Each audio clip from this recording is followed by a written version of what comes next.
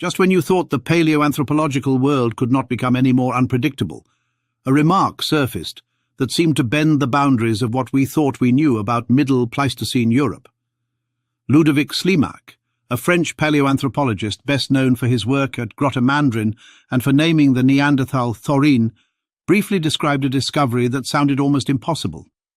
In an interview, he mentioned finding a body in a deep cave from a layer predating glaciation, resembling a 7-year-old child but in fact belonging to an adult. He added that there were no Neanderthal features, and speculated about a population isolated in dense forest, perhaps with several more bodies yet to be uncovered. Then the statement disappeared. The implications are staggering.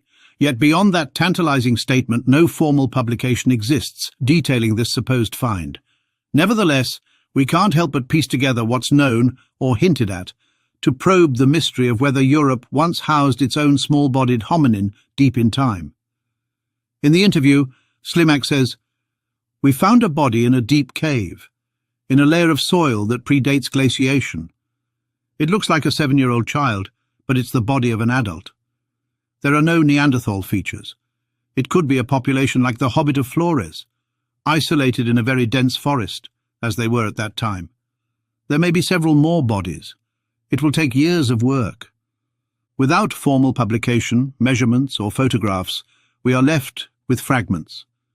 Yet those fragments intersect with something real, renewed excavations at Orgnac, 3 in southeastern France, a site with deposits dating to roughly 375,000 to 400,000 years ago, possibly older. Slimak co-authored a 2023 paper revisiting the site's stratigraphy and suggesting that deeper levels remain unexplored. A detailed report was created by Slimak and co-author Jason Lewis, with formal plans for excavations in levels that had not been excavated before. This cave may be the only unexcavated pre-glacial site in France, and Slimak and Lewis were very intrigued to find out what secrets the site still holds. Orgnac 3 yielded hominin teeth back in the 1960s and 1970s. But those teeth were never fully classified, and only one image was ever published.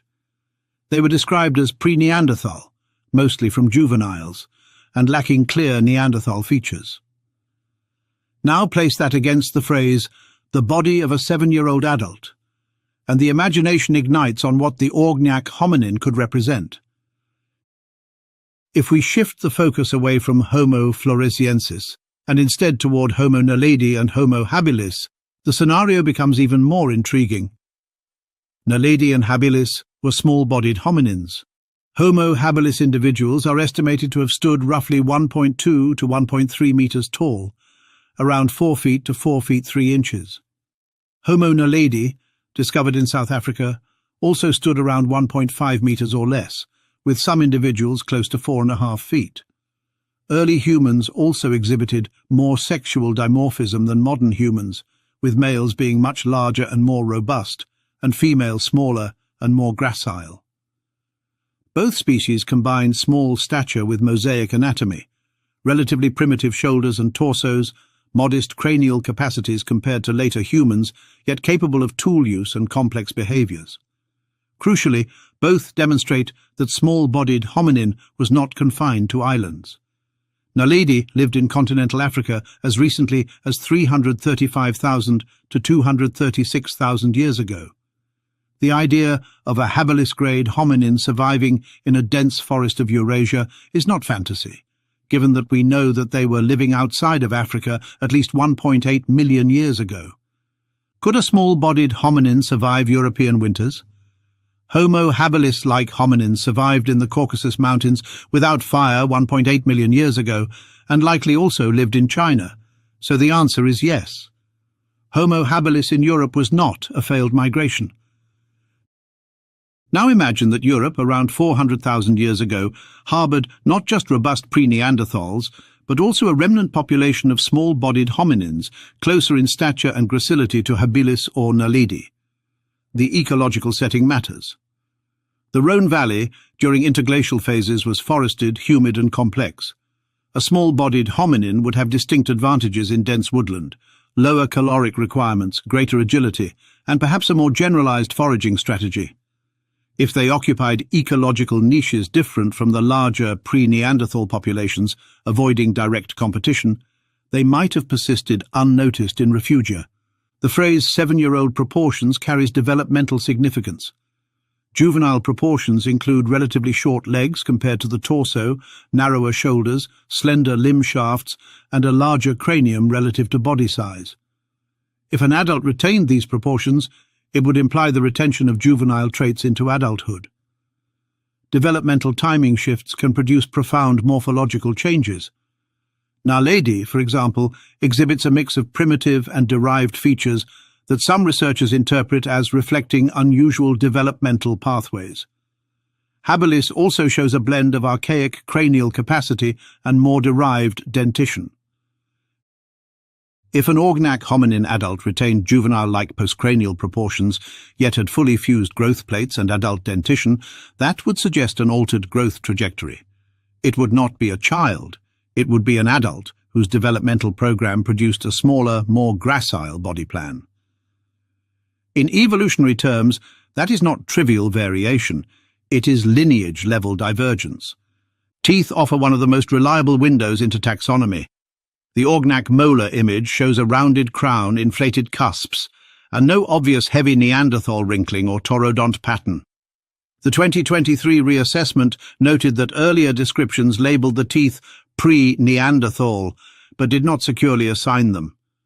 Crown proportions were described as elongated and larger than modern juveniles, yet not clearly Neanderthal. If these teeth truly lack derived Neanderthal traits, they may represent either a basal European lineage or something unexpected entirely.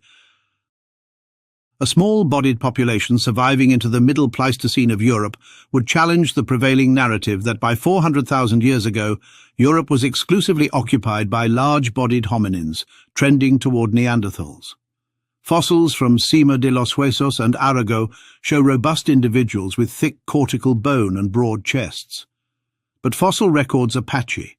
If smaller populations occupied forested microenvironments and left fewer remains, their presence could have gone undetected.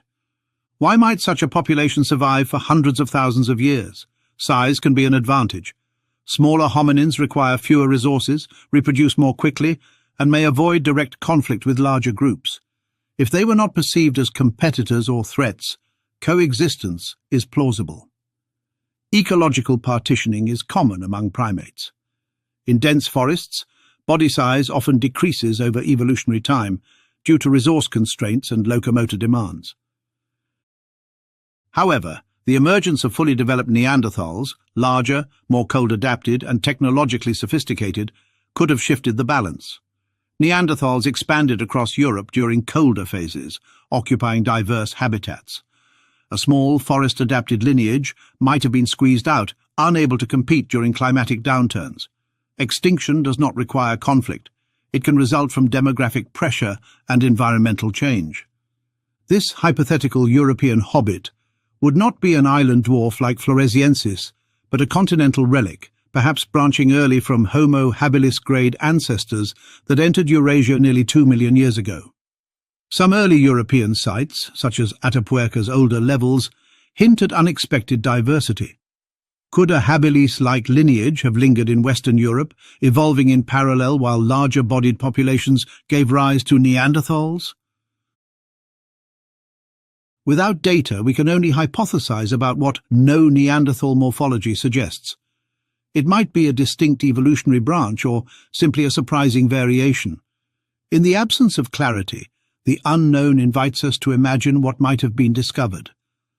Until solid evidence emerges, we remain suspended between fact and speculation.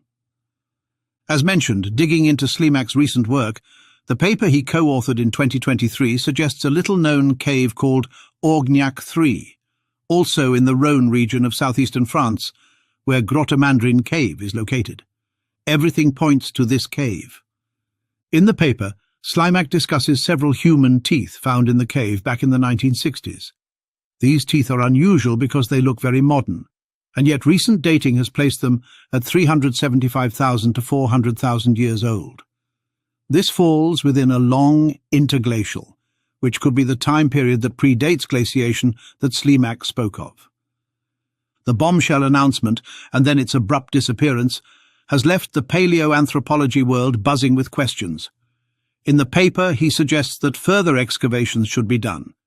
This aligns with a discovery that would have been made likely in late 2025. Slimac's interview described a layer that predates glaciation, suggesting a timeline at least 400,000 years ago, during the Middle Pleistocene. Orgnac Cave contains stratigraphy dated to around 400,000 years, even older than previously believed. Some layers remain unexcavated, adding to the mystery. To say a layer predates glaciation strongly implies it sits in an interglacial or pre-glacial era. Orgnac 3 cave near the Rhone Valley, where Slimak has conducted extensive work, has been dated in some layers to around 400,000 years ago, right in that Middle Pleistocene zone. Orgnac Cave's stratigraphy is key here. The site has deep layers. The lower levels have been dated to around 400,000 years or slightly older. These layers fall into a warm phase, a time when forests could have flourished. The deeper the strata, the older the material, potentially even nearing 500,000 years. The absence of formal publication leaves everything in the realm of possibility rather than confirmation. Growth plate fusion, pelvic morphology, cranial capacity and dental eruption patterns would need to confirm adulthood. Without that data, caution is essential. Yet the combination of pre-Neanderthal teeth, deep stratigraphy dated to around 400,000 years, and remarks about a child-sized adult body with no Neanderthal features forms a tantalizing constellation. Thus, Middle Pleistocene Europe may have been more complex than a simple linear progression toward Neanderthals. Africa at the same time housed Naledi and Homo heidelbergensis. Why should Europe have been homogeneous? Evolution does not proceed in straight lines. It branches, isolates, and experiments. Forest refugia can preserve archaic traits long after dominant lineages emerge elsewhere. Could a small-bodied population have existed in mainland Europe 400,000 years ago? It's a radical suggestion. At that time, Europe was occupied by hominins evolving into Neanderthals or related populations, all assumed to be of typical archaic human stature. No evidence suggests dwarfism or insular isolation on the continent. But then again, most of what we know is based on larger skeletal remains. If a 4-foot-tall adult hominin once moved through the dense forests of southeastern France, surviving quietly while larger pre-Neanderthals roamed open landscapes, it would remind us that evolutionary history is rarely tidy. And if such a lineage ultimately vanished as Neanderthals rose to dominance, it would mark one more lost branch in the tangled tree of humanity. For now, we wait for evidence. Until measurements, images, and formal descriptions appear, the idea remains speculative. But speculation grounded in stratigraphy, developmental biology, and comparative anatomy is not fantasy. It is the first step towards new hypotheses, and sometimes, in paleoanthropology, the strangest hints turn out to be real. Thanks for watching.